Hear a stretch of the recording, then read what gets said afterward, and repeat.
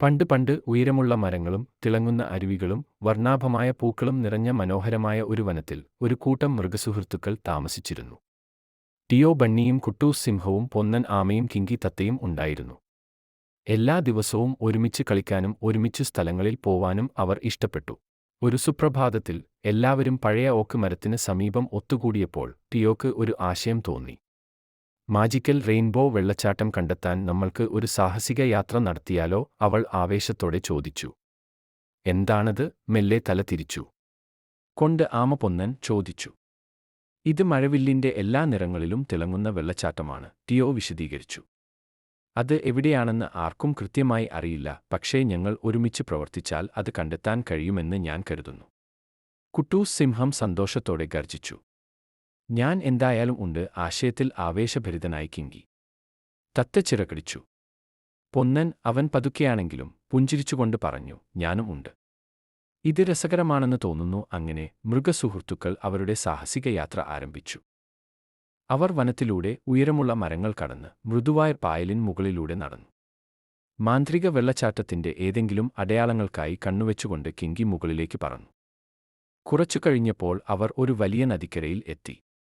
നമ്മൾ എങ്ങനെ കടക്കും? കുട്ടൂസ് അത്ഭുതപ്പെട്ടു. ആമയായ പൊന്നൻ പുഞ്ചിരിച്ചു.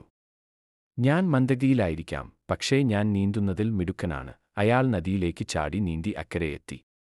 ഞാൻ സുരക്ഷിതനാണ്, അവൻ വിളിച്ചു പറഞ്ഞു. ഓരോരുത്തരായി മറ്റുള്ളവർ കടന്നു. ടിയോ പാറയിൽ നിന്ന് പാറയിലേക്ക് ലഘുവായി ചാടി, കുട്ടൂസ് ശ്രദ്ധാപൂർവം ചാടി, കിങ്കി സന്തോഷത്തോടെ ചിണുങ്ങി കുറുകെ പറന്നു. അവർ മുന്നോട്ട് നടന്നപ്പോൾ തിളങ്ങുന്ന പൂക്കളുടെ ഒരു കൂട്ടം അവർ കണ്ടു. നോക്കൂ, കിങ്കി കിതച്ചു.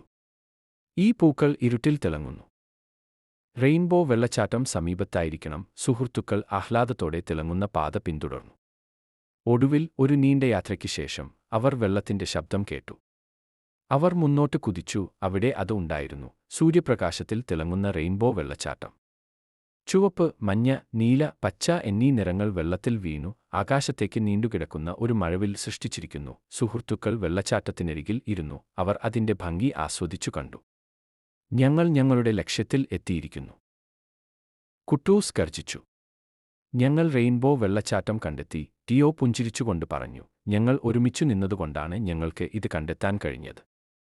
ഇല്ലെങ്കിൽ നമ്മൾക്ക് ഈ മനോഹരമായ കാഴ്ച ഒരിക്കലും കാണാൻ കഴിയില്ലായിരുന്നു. ഒരുമിച്ചു നിന്നാൽ എന്തും നേടാൻ കഴിയും. വെള്ളച്ചാട്ടത്തിനരികിൽ ഇരിക്കുമ്പോൾ ഏറ്റവും വലിയ സാഹസികത മാന്ത്രിക വെള്ളച്ചാട്ടങ്ങൾ കണ്ടെത്തുക മാത്രമല്ലെന്ന് അവർ മനസ്സിലാക്കി. അവർ സുഹൃത്തുക്കളായി ഒരുമിച്ചുള്ള യാത്രയും നല്ല രസകരമാണ്. അങ്ങനെ കൂട്ടായ പ്രവർത്തനവും അല്പം ധൈര്യവും ഉണ്ടെങ്കിൽ എന്തും സാധ്യമാകുമെന്ന് അറിഞ്ഞുകൊണ്ട് 4 മൃഗസുഹൃത്തുക്കളും അവരുടെ അടുത്ത സാഹസികതയ്ക്ക് തയ്യാറായി വീട്ടിലേക്ക് മടങ്ങി.